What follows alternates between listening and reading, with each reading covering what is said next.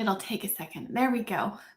Good afternoon, everyone. I hope you are joining us today. We have an amazing guest that I'm really excited to interview because I personally want to know way more about her than what I already know. She's an incredible leader. It's Marilyn Slett. She is currently in her 4th term as elected chief councillor of the Heiltsuk Nation. She's now served for over 13 years, which is incredible. She has a certificate in the administration of Indigenous governance and a diploma in public sector management from the University of Victoria. Her regional representation includes Vice President of the Coastal First Nations Great Bear Initiative, and she's also an entrepreneur as the owner of Rainfall Gallery in Bella Bella. Thank you so much for being on today, Marilyn. I'll let you do your cultural opening or your cultural introduction. Okay, great. I'm so happy to be here with you, Erin. My name is Marilyn Slett. I'm I'm a citizen of the Heiltsuk Nation, and I've been, the chief counselor for 13 years, and recently an entrepreneur opened up my shop here in Bella Bella. So really super excited. I'm calling in from the Central Coast, from our Heiltsuk traditional territory today. Awesome. Well, we are going to dive right into it. I always ask my guests the hardest question to start off with. This is the same question that I ask everybody, and mostly because as Indigenous women, we all have a lot of struggles and challenges, and in order to get to a place where we are healthy and successful, we've had to overcome a lot of challenges. So I'm going to ask you to tell us a bit about a time where it was the lowest point in your life, and maybe a bit about what was going on, and then tell us about some of the things that you did to help you out of that hard time. Well, I mean, if we're talking mainly about work or personal life, does it matter? Either. It's totally up to you. I mean, they're so intertwined, right? Yeah, completely. Yeah, they are. Work-wise, I mean, being a female chief counselor for the nation has, always, had a lot of challenges, and, just keeping at it is one thing that, we have to do. We've had incredible and have incredible leaders in our community. And for me, I guess it wasn't a low point, but it was maybe a point in my tenure that, I felt, not as grounded as a leader, still trying to find my footing and my grounding, and, making decisions, and helping to lead, a team of, colleagues and incredible leaders in the community. That has been really challenging. And, I think, I say that with, challenging for me. I mean, like personally, just, trying to make sure that I'm doing things correctly, that I'm, making space and creating space for everybody, and valuing everybody's, input, and making sure that we're, able to be progressive and do the things that we do as Heiltsuk people. And that has been, something that, it took me probably a few years, I would say 3 or 4 years into my term, before I felt really grounded, in my own leadership. Yeah. So what inspired you to get into band politics? It's usually something that a lot of people shy away from. They know the changes that need to happen, but it is such a hard role because it feels like no matter what good you do, there's so much criticism and there's so much, negativity that gets created. So what were you inspired by to get into? Well, we're definitely hardest on ourselves, our communities, and, ourselves as individuals, and it keeps us, going for sure. But it was something that, I saw in the community, and leaders in the community, and working with them, at the band level, and felt, I really like to be a part of that team, and, part of working with some, really good leaders. I mean, I'm thinking back to when I was working for the band and not as an elected leader, my Uncle Cyril,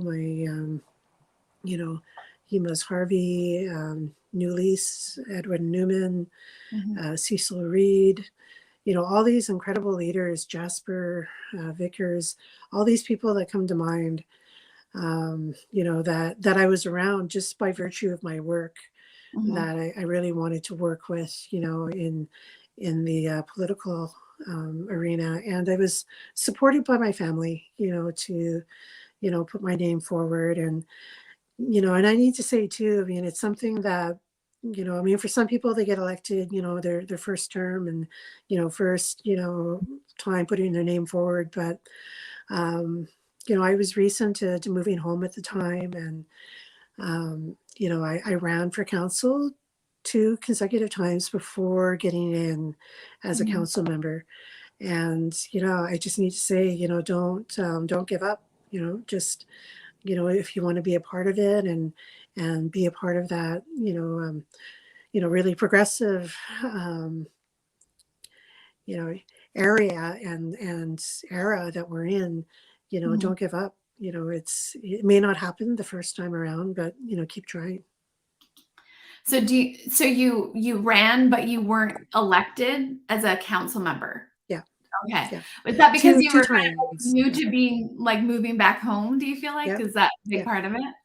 Yeah. Yeah, People that was to get part, to yeah, know definitely you part of it. again or Younger, and yeah, which, I thought, that was okay. And I kept working and, because we moved back to the community about 30 years ago.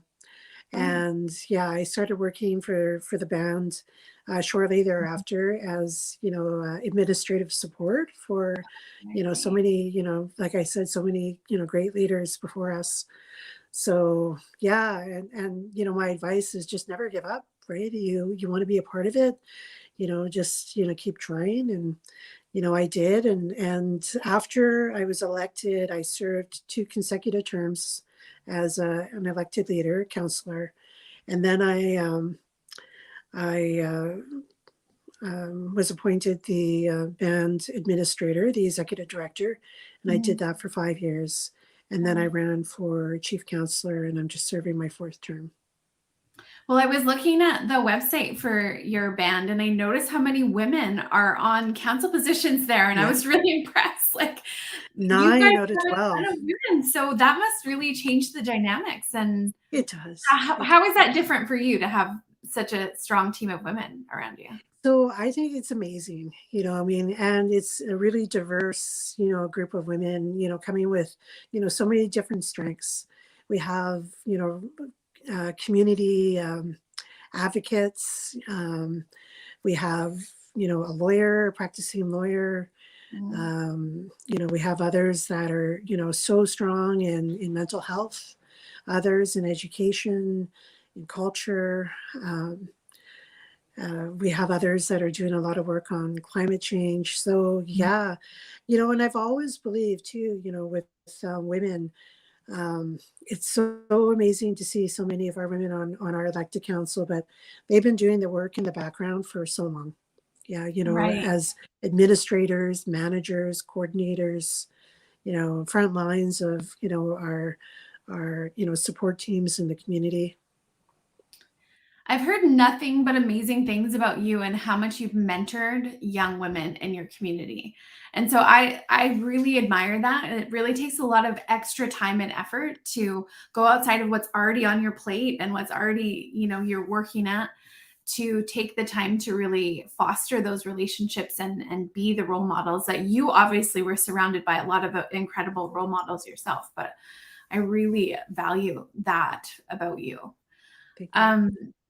The other question I was going to ask is, your band has done you've had some amazing accomplishments over the last years. Like, I hear a lot in the news about the things that you are doing. So do you want to tell us about some of the highlights of some of the things that your band has accomplished over the last year? Definitely. We built our first big house here in this, village of Bella Bella, first one in over 120 years. Amazing. And that was amazing. It's just so beautiful. Um, we have also, we're a part of a reconciliation process that we're defining ourselves as a Heiltsuk community. And, when we say reconciliation, we brought it forward to our chiefs and to our elders, and they're like, we don't have a word for reconciliation in our language.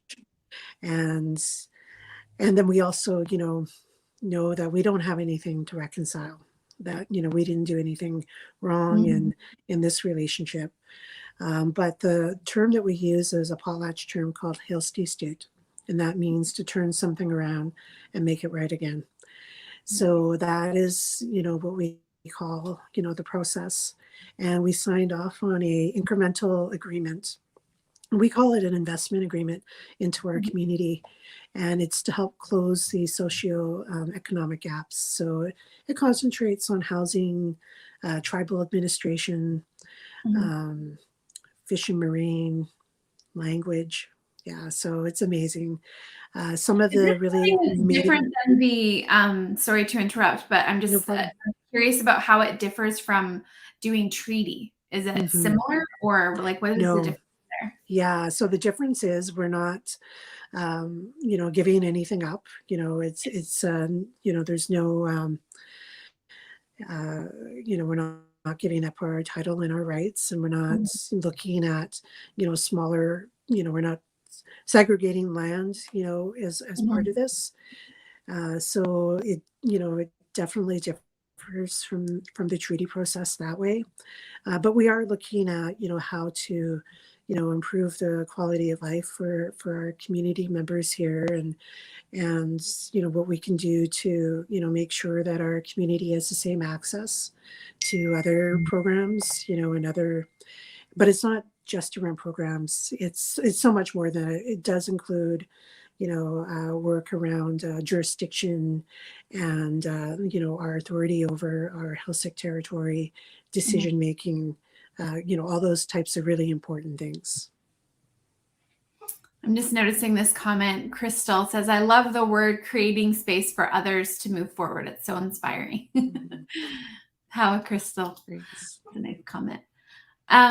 So what are some of the challenges that you've faced as chief, either personally or within your community? Can you talk about some of those and then you tend to overcome them? Well, public speaking was one of them. It didn't come naturally. I mean, I was never, a person that was out there, talking a lot in public and things like that, really working on the background.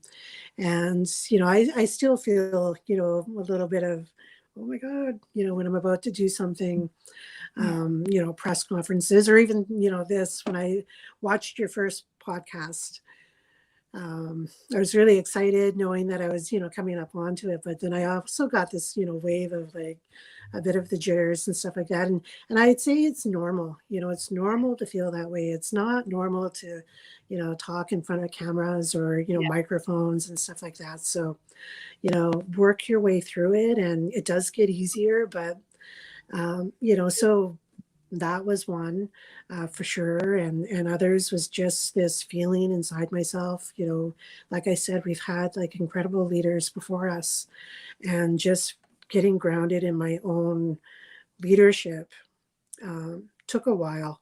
And, and it's something that I had to sort of recognize, right? I recognized it thinking, you gotta, ground yourself, you're elected, you have a job to do, so part of the programs that, in the bio that you talked about, that helped a lot, taking the different programs and networking with different people. Yeah. Yeah, I hear you on not wanting to assert yourself in those ways. I think that I got taken advantage of in so many different work situations with people taking credit for my work that after a while I was like, I did this. It's me. I'm really assertive about it now because I got really kind of burned out from other people taking credit for all my efforts, and I'd be like, what? I've been working hard. So, yeah.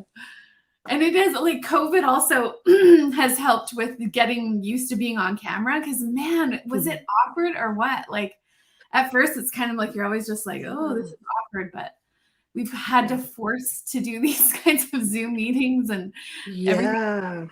I So feel like we weren't that graceful about it too, kind of like went right into it. And, yeah. at first there were times where I was like on a Zoom call 7:30 in the morning until 7 at night. I'm like, this is crazy. We can't work like this. So yeah, work-life balance is really important. Yeah, I still haven't Mhm. found that yet. I'm still working on that. So when we were talking earlier about how you've been surrounded by such amazing leaders, but you have teachings from your grandparents Mhm. that I'm sure that have guided you and other elders, I'm sure. Did you want to share some of that with us? Yeah, definitely. Um, well, I work here in the community, and I've worked with some really amazing ladies. And, from time to time, we'll work together and bring up workshops into the community for women. But, it's really like a women's group network of ladies here in the community. But what really drew me to that, I was thinking about it recently. Um, and just reflecting back on my granny Florence, growing up and coming here every summer. Growing up, I'd spend the summer here with my grandparents, and she always had friends, that would come over and visit Mhm. every day, and they would be there all day. Wow. And they'd be knitting and crocheting. I don't do that, but they would come and have tea and talk. And if someone needed help in the community, they would fundraise and do things to help different families in the community. Mhm. And I really admired that, and I really wanted that in my life, and it really did help to shape and form the principles and leadership principles that I have, and the relationships that I have with women.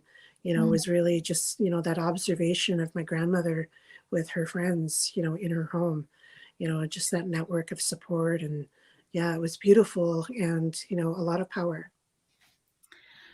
Yeah, I can relate to that. And like I was Mhm. explaining to you before we hopped on here, is that one of the reasons why I wanted to do this podcast is I wanted to show the next generation how women can have camaraderie and Mhm. be supportive of each other's Yeah. success and not threatened by it and not be made to feel insecure or less than, but instead celebrate each other and celebrate each other's successes so that we can kind of change things for the next generation. I mean, we come Yeah. from these backgrounds where lateral violence has been the norm and Yeah. negative gossip has been the norm. And it's kind of on us now to change those cycles for the next generation. So that's something that I feel like also comes from my grandmother too, who is really not into gossip at all. She's Mhm. just that's not how she wanted to interact with people. So when I think about your grandmother with her friends coming around, that's how my grandmother was too, but she wasn't a gossipy person. So I Yeah. definitely got that from her. Yeah.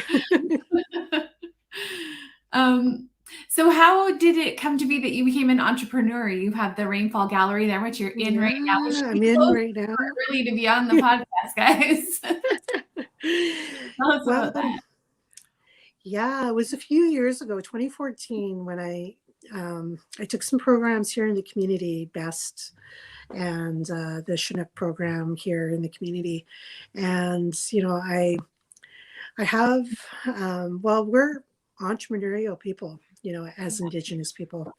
For sure. And I had that in my blod. And my so taking some programs really sort of helped me put my mind to what I wanted to do. Mhm. And I thought about opening up a shop here in Bella Bella, something that was different, and people would have fun coming in and Mhm. buying something, and supporting other Indigenous people. I'm really grateful for the opportunities that I've had to be able to travel to different communities, different countries, different parts of Canada. And Mhm. wherever I go, I do like to buy something from, where I'm visiting. Mhm. And, I thought about that, around, creating that space here in the community for people to be able to come and have a nice time in the shop, and get to know a bit of Bella Bella here. So that was the inspiration behind it. You can see the paddle behind me. Mhm. That was made by my great great grandfather, Captain Carpenter, who was Oh, a renowned Heiltsuk artist. Your And he also grandfather? owned a shop. He was also an entrepreneur. Yeah, Oh, so yeah. that's, what is it? Circa 1890, I've that seen battle. pieces of his in museums before. I didn't know Yeah, that was your grandfather. That's amazing. yeah, that's my father's. There's my father, then my grandpa Basil, um, great grandfather Fred, and then Captain. Yeah. Wow. So, and my father Like, was putting together a booklet of anthology of different articles and publications around Captain Carpenter. And part of it was a logbook that he and Fred, his son Fred, kept of different things that they were selling to people in the community. And they also built canoes and scooters as well. mhm. So that logbook really inspired me to, it was just different things, their shop book. And I thought, I gotta do this. So my first pitch was to my husband because he needed to build it. Oh, you actually built the building? Yeah, my husband built the shop. Yeah. Oh, wow. Yeah, it's right in front Amazing. of our house. And yeah, so, and we just kind of plugged away at it. We didn't, put ourselves under any deadlines. We started like in 2014 and we opened, last year in October. It's almost a year. And yeah, it's been amazing. And I think the thing that I'm really most proud of is being able to, carry a lot of Indigenous brands. Mhm. Yeah. Totem House, Yeah. is definitely one, and Yeah. Finaware, She Native, Mhm. The Natives, No Me No You, Alalum, Yeah. Dorothy Grant, some of Terry Lynn Davidson's Yeah. stuff. Yeah, just, Morgan Asayoff and just, yeah, so many different brands here in the Yeah. community. The Res Life I just started carrying as well. Oh, that's And awesome. the comments that people come in when they come into the shop, they're like, I love all of this. I see all of this, on the internet, but I've never seen it all in one place, before, being able to like pick it up and see it in a shop. So it's yeah, been amazing. Erica Davis is saying such an incredible architectural work, and the shop inside, the artwork, the atmosphere is so powerful to be in. Thanks for sharing, Mm, Erica. I haven't been. I know you carry our stuff, but one day I'll get yeah. there. I really wanted to go for the big house opening, but of course there was like nowhere to stay. Yeah. Everyone's houses were full. Yeah. We'll Oh, get that there was one day. amazing. Yeah. Yeah. So what do you hope your legacy to be? Mm, Hard question, huh? yeah. Yeah. Just, inspiring women to, be leaders in the community because we are leaders. We're leaders in our family. We're, Mhm. leaders within, our networks at work and, just, to inspire young girls to say, I want to be, the chief counselor of our community or, a counselor in our community and, to do that. And um, to, well, can be a grandmother sometime today. So my, Oh, yeah. Tell yeah, my everyone. Tell son, everyone. It's so exciting.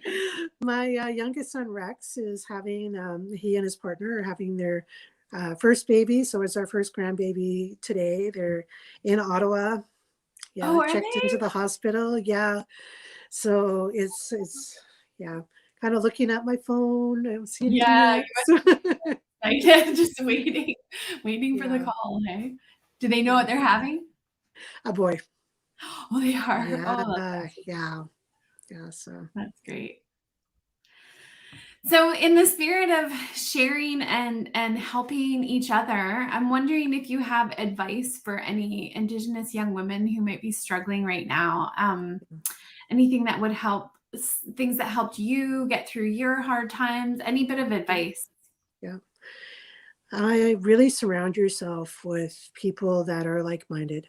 Your friends, that support you, colleagues that are like-minded, and that can debrief with, Mhm. and one of the things I know it does get hard with lateral violence and bullying online and to know that and I know it's a quote that people will share once in a while about hurt people hurt people, right? Mhm. Yeah. And it's hard, when it's directed at you, you really feel it, but, and it's okay to feel it, but don't let it overcome you, and Mhm. don't let it, define who you are. You need to recognize it, and maybe if there's something that, you can change, or, help to, maybe change, how someone's feeling about a certain thing, to definitely go ahead and do that. But don't let it, define who you are or stop you from doing what you might want to do.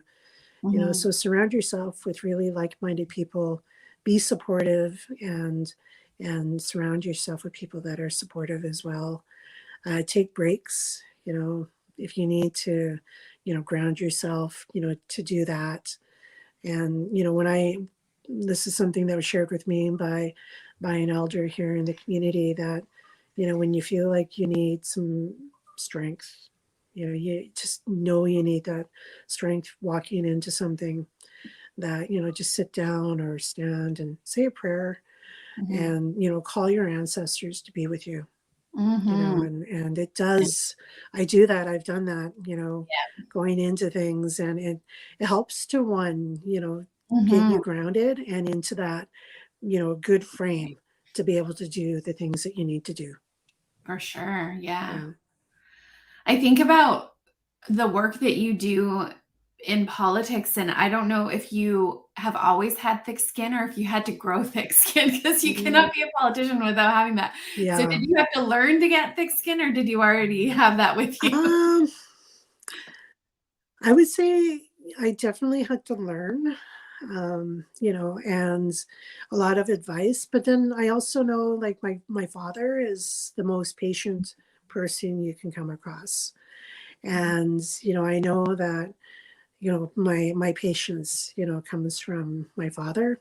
Mhm. And, so, sometimes I just need to, like, sort of dig into that, and say, okay, you know, um, and I'll try to look at, not try, but you have to look at it through different, different lenses that people are,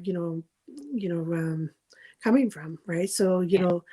I can see it through my lens, but then I'll work hard to say, okay, but where are they coming from, right? Mhm. I need to see it through theirs, Yeah. and at the end of the day, it's always too, we, and we can't please everybody, because that's an impossible thing to do. It's impossible Yeah. for anybody. Yeah. So, really don't hold yourself to that standard, but, you know, work hard, just work Yeah. hard, and, be able to stand behind your decisions, know that you're making good decisions with a good heart and good Mhm. intentions. Mhm. Mhm. Yeah. That's amazing. Well, thank you so much for joining us today, Marilyn. That was awesome. I'm so glad to Thank you. have the chance to get to know you a little bit better.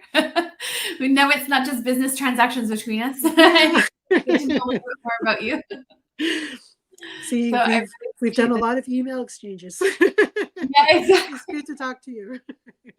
Yeah, it's been great. Thank you so much for joining Thank us today, you. everybody. Thanks for your comments. I was happy to be able to, now that I know how to share them on here, this is the first time I've been able to do that. I hope everyone has a good, relaxing Sunday, and we'll see you next week. Thank you. Bye. Bye.